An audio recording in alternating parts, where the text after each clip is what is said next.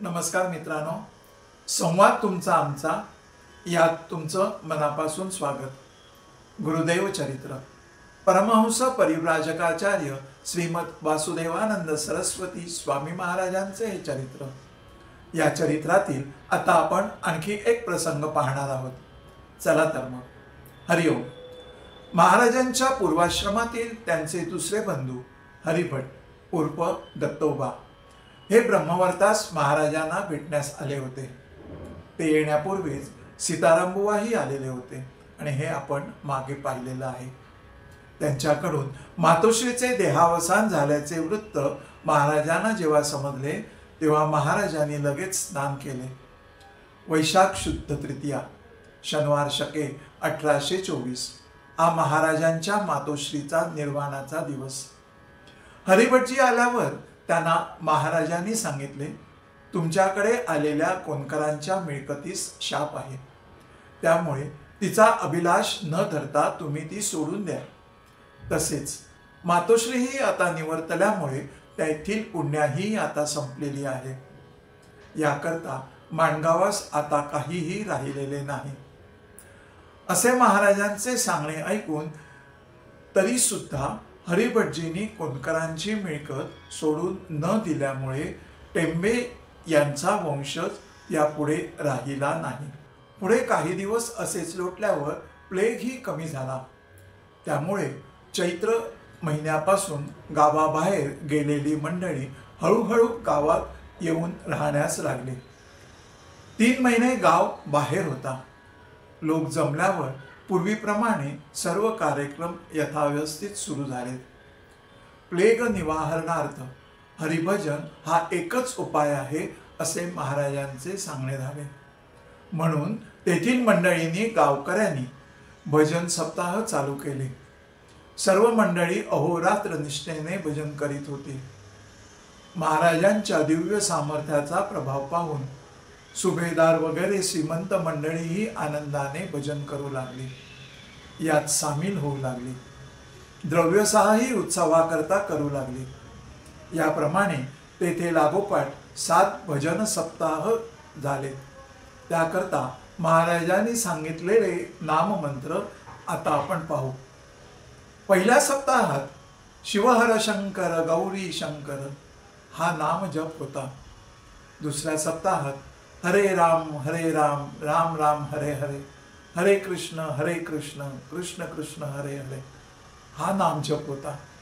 तिसऱ्या सप्ताहात श्रीपाद श्री नृसिंह स्वामी श्री दत्तात्रेय मौनी हा जप महाराजांनी दिला। तर चौथ्या सप्ताहामध्ये गणेश गौरी हरनंदन विघ्न विनाशन गजानन, 5व्या सप्ताहात हरिहर गणपती भास्कर शक्ती स्वरूप ईशो वरदो जयती, तर 6व्या सप्ताहामध्ये जय पुरुषोत्तम शरद सत्यम हा जप महाराजांनी दिला।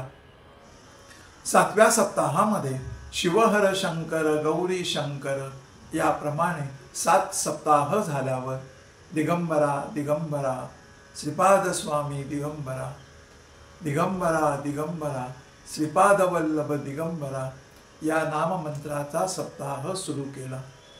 पुढे दशाहारार्थ भागीरथी प्रीत्यर्थ एक साप्ताहिक महाराजांनी केला। या सप्ताहामध्ये भागीरथीशी जय पावन गंगे जान्हवी पातक भंगे या मंत्राने तो 9वा सप्ताही पूर्ण केला। अशा तऱ्हेने प्रत्येक सप्ताहाच्या समाप्तीचे वेळी ब्राह्मण भोजन घालून त्याची सांगताही उत्तम प्रकारे केली गेली। इतरही सर्वांना अंतसंतर्पण होत गेले। आषाढ पौर्णिमेस व्यासपूजा करून शके 1825चाही चातुर्मास महाराजांनी ब्रह्मवर्तास केला। येथे महाराजांनी लघुमनन सार हा ग्रंथ लिहिला होता।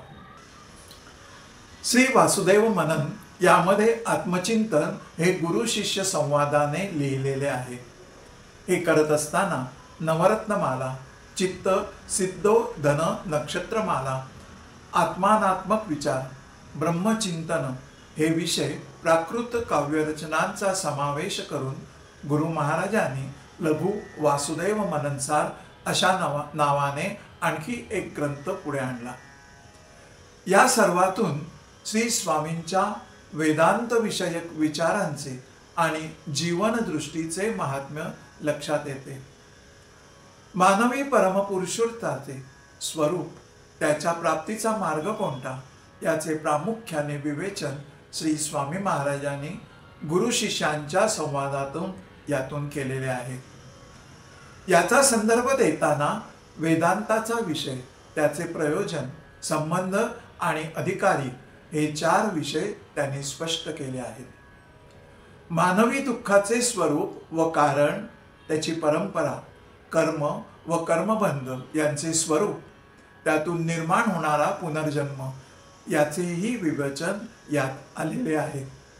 तसेच रागिणी वृत्तीची लक्षणे, जीव आणि ईश्वर यांचे स्वरूप, स्थूल सूक्ष्म कारण व जागृती या विषयांसंबंधी, या अवस्थांच्या विषयी आणि साक्षीभाव, शेवटी आत्म्याचे सच्चिदानंद स्वरूप असे विषय अध्याय रूपात या पुस्तकात मांडलेले आहे. खरं म्हणजे सृष्टी याचा अर्थ एक शुद्ध चैतन्य.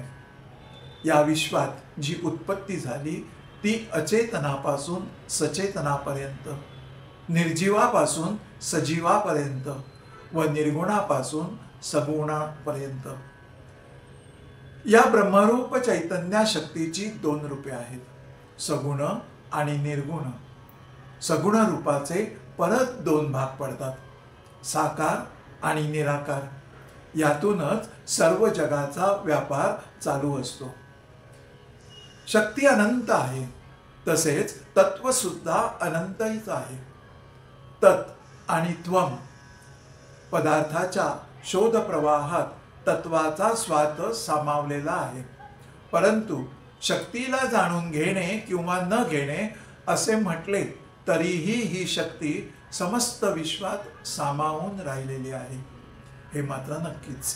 पहा, जसे दार्शनिक शक्ती तत्वाचे अस्तित्व शब्दशक्तीत साहित्यातून, अर्थशक्तीचे वैज्ञानिक स्वरूपातून, भौतिक शक्तीचे राजनीतीतून ही शक्ती स्वतःच्या अनुरूपातून व्यापून राहिलेली आहे. अशा तऱ्हेने विश्वाच्या सर्व स्तरावर ही शक्तीची सर्वजण आपण उपासना करत असतो. 23 तत्वांनी विकसित झालेले हे विश्व आणि हे त्या शक्तीचे व्यक्त रूप, ज्यातून सारे विश्व साकार झाले आहे. आणि तेच विश्व जेव्हा लुप्त होते तेव्हा ते अव्यक्त रूपात निराकार बनते. म्हणूनच या विश्वाच्या प्रत्येक पदार्थाबरोबर त्याची स्वतःची सहज शक्ती विद्यमान आहे. विकास यावरच आधारित आहे. त्यामुळे व्यापकत्व येथे सर्वत्र दिसून येते. बरोबर ना? तसे पाहिले तर शक्ती ही अनंत रूपाने साकार होत गेलेली आहे. एक परमाणूपासून या ब्रह्मांडाच्या प्रत्येक अंशातून ती ओतप्रोत भरलेली आहे. हीच शक्ती जेव्हा शून्य गतिमान होते तेव्हा ती वस्तू अचेतन म्हणून धरली जाते. तसेही शून्य गतीला गतिमान करणं आणि गतिमान क्रियेला शून्यात गतीत रूपांतर करणं हे सुद्धा या शक्तीचाच एक कार्यभाग आहे. आणि असे स्पष्टीकरण यातून केलेले आहे. असो, विषय फार मोठा गुह्य आहे. थोडक्यात आपण इथं निवेदन केलं. अधिक लघुमनन सार हे वाचून बघा. आता इथेच थांबू आणि परत भेटू पुढच्या एखाद्या प्रसंगात. श्री गुरुदेव दत्त.